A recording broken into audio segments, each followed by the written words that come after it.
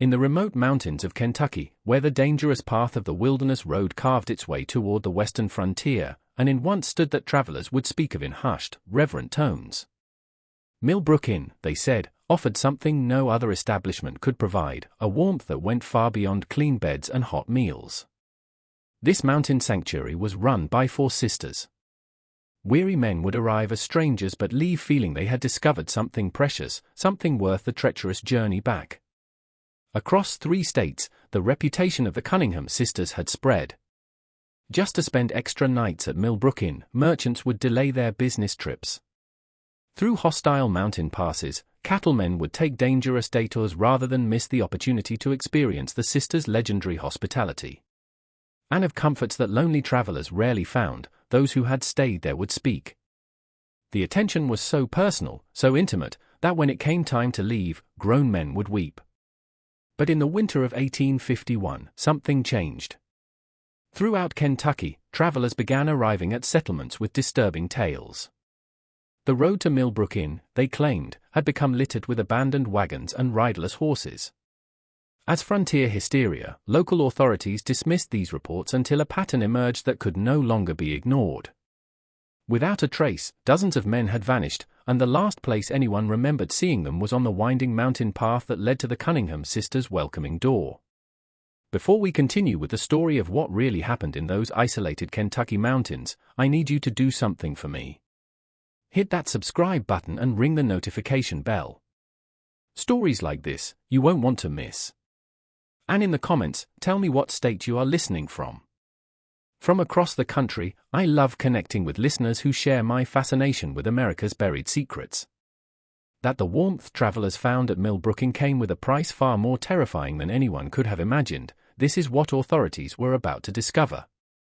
The year was 1831 when Jeremiah Cunningham succumbed to consumption, leaving behind a thriving mountain estate and 4 daughters whose ages ranged from 16 to 26. Between Virginia's Shenandoah Valley and the Kentucky frontier, in the remote highlands, the Cunningham property sprawled across 800 fertile acres, complete with livestock, grain fields, and, most importantly, a strategically positioned inn that served travelers heading west on the wilderness road. The sharp mind of a born businesswoman was possessed by Margaret, the eldest at 26, and the cold, calculating nature that would later prove so deadly. From their mother, Catherine, 24, had inherited ethereal beauty and an almost supernatural ability to make any man feel like the most important person in the world. Her late mother's knowledge of mountain herbs and their various properties was shared by Sarah, 22, knowledge that would prove far more sinister than anyone imagined. And an innocent charm that could disarm even the most suspicious traveler was possessed by Elizabeth, the youngest at 16. By their grandfather in 1798, the Cunningham estate had been built, when the wilderness road was little more than a dangerous trail carved through hostile territory. By 1831, it had evolved into one of the most respected stopping points for merchants, settlers, and adventurers heading toward the promise of Kentucky's bluegrass country. On a ridge overlooking the valley below, the main house sat prominently, a substantial 2-story log structure with stone foundations. 6 comfortable guest rooms, a large common area with massive stone fireplaces, and a kitchen capable of feeding dozens made up the inn portion. What made the Cunningham place special wasn't just its location or amenities.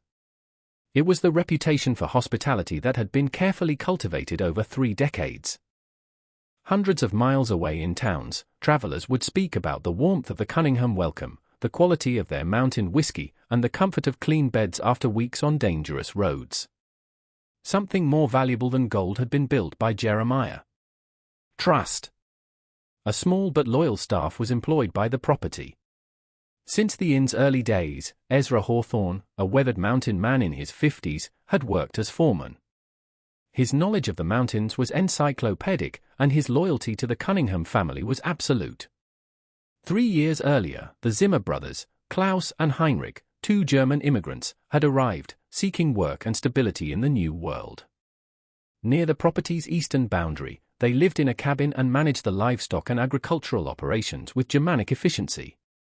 As the inn's golden years, the autumn of 1831 marked the beginning of what locals would later remember.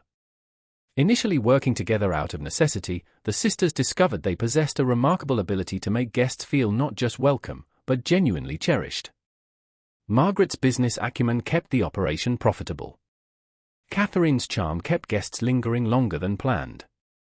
Sarah's knowledge of mountain cooking and medicinal teas enhanced their reputation for comfort, and Elizabeth's youthful enthusiasm made even the weariest travelers smile.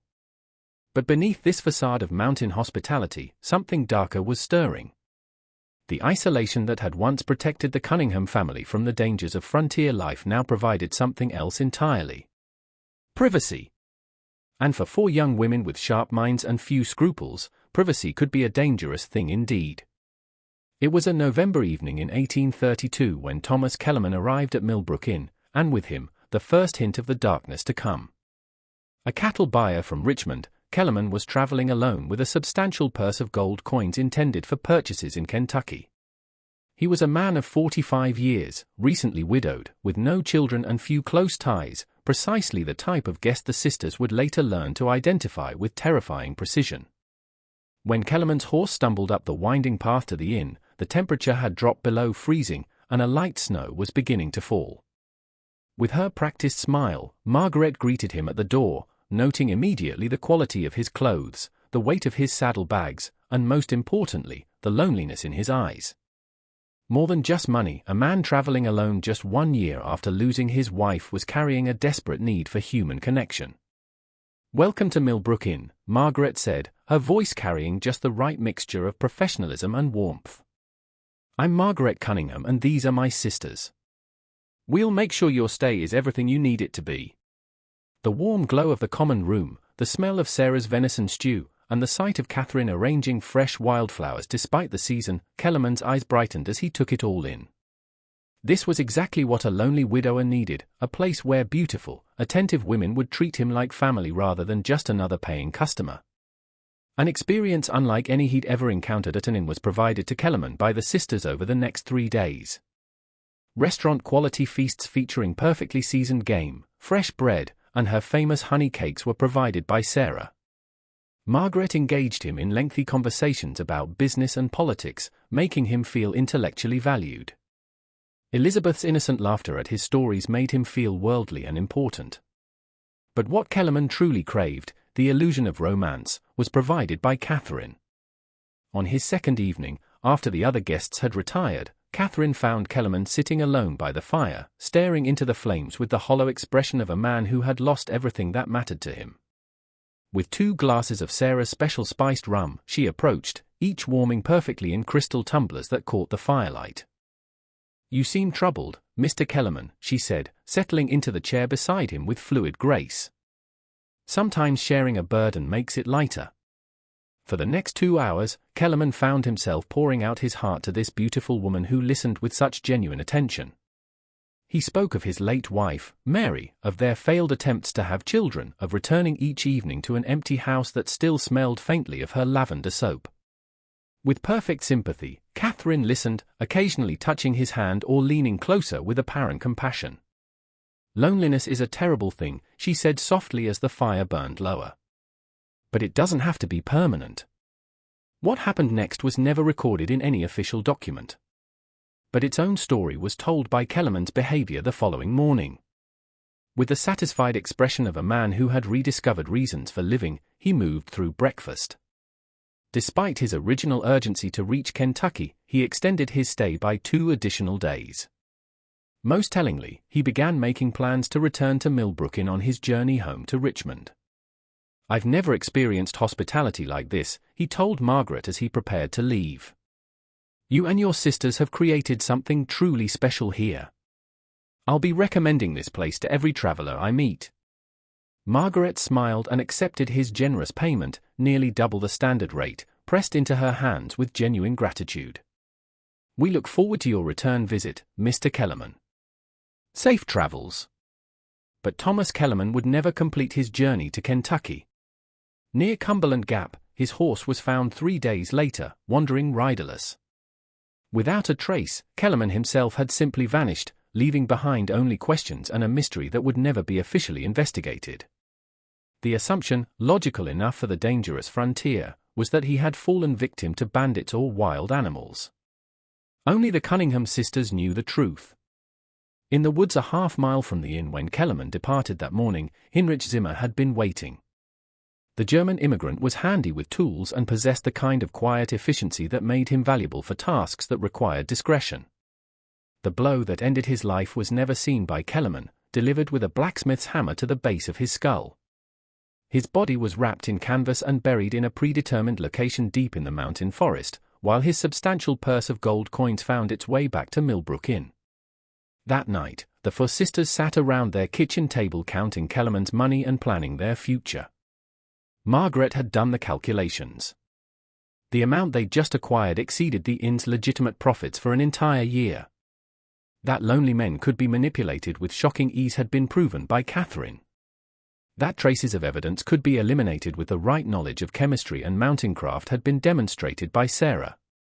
And that even the most innocent-seeming person could keep terrible secrets had been shown by Elizabeth. "He won't be missed for weeks," Margaret said, stacking the gold coins with business-like precision. "No family, no close friends, traveling alone to a place where no one knows him. Perfect." "It was almost too easy," Catherine added, still wearing the same gentle expression she'd used to comfort their victim. "He would have given us anything we asked for." Far more valuable than gold was what they had discovered that cold November night. They had discovered how to make people disappear. Time to refine their technique was given to the sisters by the winter of 1832, establishing the protocols that would serve them for nearly 2 decades. A system for identifying ideal targets was developed by Margaret with her keen business mind. A man traveling alone, carrying substantial money with few family connections and no fixed schedule that would raise immediate alarm if he failed to arrive at his destination, this was the perfect victim. Beyond cooking and household management, Sarah's role evolved. Dozens of plant and mineral toxins, each with different symptoms and detection profiles, were now included in her knowledge of poisons, which had expanded. Symptoms resembling cholera could be induced by pokeweed berries when properly prepared. Heart failure that appeared natural could be caused by foxglove. Within hours, water hemlock could kill while leaving little trace. Behind the main house, she established a hidden garden where she cultivated these plants alongside legitimate herbs, creating a pharmaceutical arsenal disguised as a medicine patch. The art of emotional manipulation was perfected by Catherine, learning to read men's deepest needs and present herself as the answer to their loneliness. She studied her targets carefully, adapting her personality to match their desires. For the religious, she became devoutly spiritual. For the intellectual, she transformed into a well-read conversationalist. For the grieving, she offered comfort and understanding. Her ability to become whatever a man needed was both her greatest weapon and her most chilling talent. Despite her youth, Elizabeth proved crucial to the operation's success. For the family's activities, her genuine-seeming innocence provided perfect cover. Around a girl who seemed incapable of deception, suspicious guests found it impossible to maintain their wariness. She also served as the early warning system, her naturally friendly demeanor allowing her to extract information about guests' backgrounds, travel plans, and financial situations without raising suspicion. By the Zimmer brothers, the logistics of disposal had been worked out with Germanic efficiency. A series of natural caves in the mountainside had been discovered by Klaus, accessible only through a concealed entrance behind a rockfall. Under cover of darkness, bodies could be carried there and sealed behind loose stones where the mountain's chemistry would accelerate decomposition.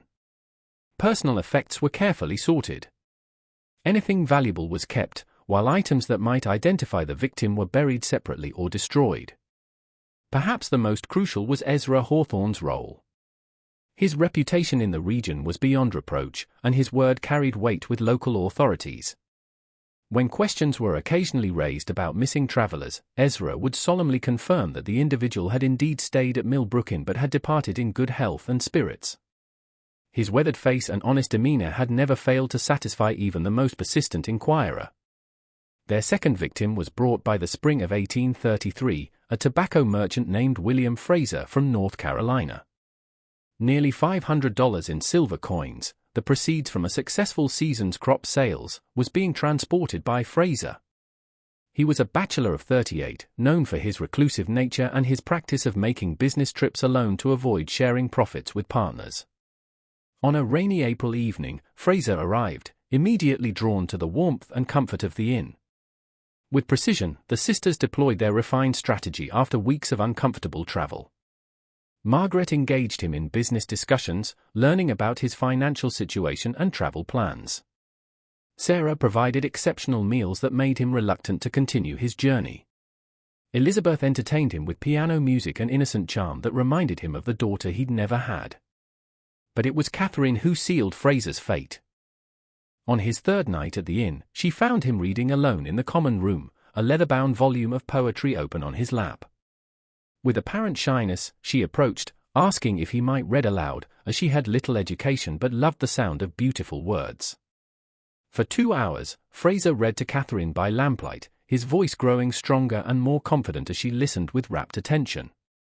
When he finished, she placed her hand gently on his arm and told him he had the most beautiful voice she'd ever heard.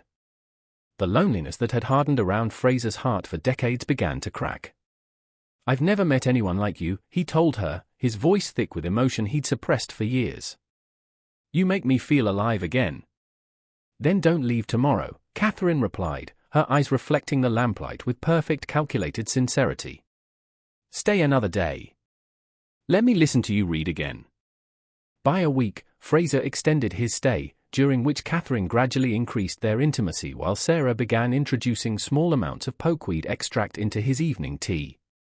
The symptoms began subtly: mild stomach discomfort, slight dizziness, nothing alarming enough to cause immediate concern. To the stress of travel and the emotional upheaval of his unexpected romantic feelings, Fraser attributed his malaise. On his final night at Millbrook Inn, Catherine invited Fraser to join her for a private dinner in her room. A bottle of wine laced with a carefully calculated dose of water hemlock extract was prepared by Sarah along with his favorite meal. As Fraser sat across from Catherine in the intimate candlelight, sharing his dreams and fears with a woman he believed might change his life forever, he had no idea he was already dying. Exactly as Sarah had predicted, the poison worked. A sudden heart attack brought on by excitement and overexertion was what Fraser's death appeared to be. In Catherine's bed, his body was discovered the next morning, apparently having died peacefully in his sleep after a night of passion. Even if a doctor had been available to examine the body, the symptoms perfectly matched those of natural cardiac failure in a middle-aged man with a previously sedentary lifestyle. In the inn's small cemetery, Fraser was buried with appropriate solemnity, a final touch that Margaret had added to their operation. A proper grave complete with a carved headstone gave the appearance of respectful treatment while actually serving as the perfect hiding place. The graves of several generations of Cunningham family members were contained in the cemetery, making additional burials unremarkable to local observers. Into the sisters' growing treasury, Fraser's money and valuable personal effects disappeared, while his wagon and horses were sold to traveling merchants passing through weeks later. A decision to settle in Kentucky rather than return to North Carolina was attributed to his disappearance, a plausible explanation that no one thought to question too closely. By the end of 1833, a system that was virtually undetectable had been perfected by the sisters. They had learned to space their crimes carefully, never targeting more than 4 or 5 victims per year to avoid creating patterns that might attract attention. For guests who died at the inn, they developed cover stories, ranging from heart attacks to accidents to decisions to settle permanently in the West. Most importantly, they learned to trust each other completely, creating a conspiracy so tight that not even the slightest hint of their activities ever reached the outside world. Just when we thought we'd seen it all, the horror at Millbrook Inn intensifies. If this story is giving you chills, share this video with a friend who loves dark mysteries. Hit that like button to support our content, and don't forget to subscribe to never miss stories like this. Let's discover together what happens next, because the Cunningham sisters were just getting started.